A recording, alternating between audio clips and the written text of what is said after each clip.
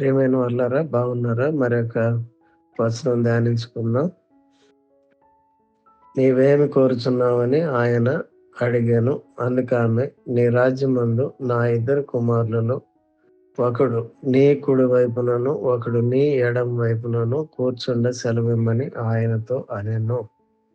మత్తయి 20:21 ధ్యానించుకుందాం. ఒకరికంటే మరొకరికి ప్రాధాన్యత ఇవ్వాలని ప్రార్థనను దేవుడు అంగీకరించడు. ప్రభువైన యేసుక్రీస్తు వారి యందు విశ్వాసము ద్వారా మనము నరకము నుండి రక్షింపబడ్డాం. కానీ పరలోకములో గొప్పవారము కావాలంటే యేసు ప్రభు వారు తండ్రి చిత్తమును జరిగించిన రీతిగా మనము దేవుని చిత్తమును చేయాలి. సొలొమోను రాజు తన నిమిత్తము సరిగ్గా ప్రార్థించాడు.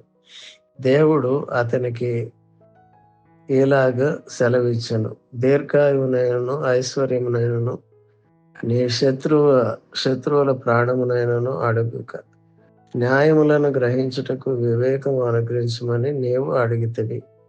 1 రాజులు 3:11. మరియు క్రీస్తునకు కలిగిన ఈ మనసు మీరును కలిగి ఉండుడి. అలాగన మనము కూడా దైవ చిత్తానుసారంగా ప్రార్థించినట్లు దేవుడు మనకి సహాయపడునుగాక. క్రీస్తు యేసు కృపా సత్యములు మిమ్మల్ని కాపాడునుగాక.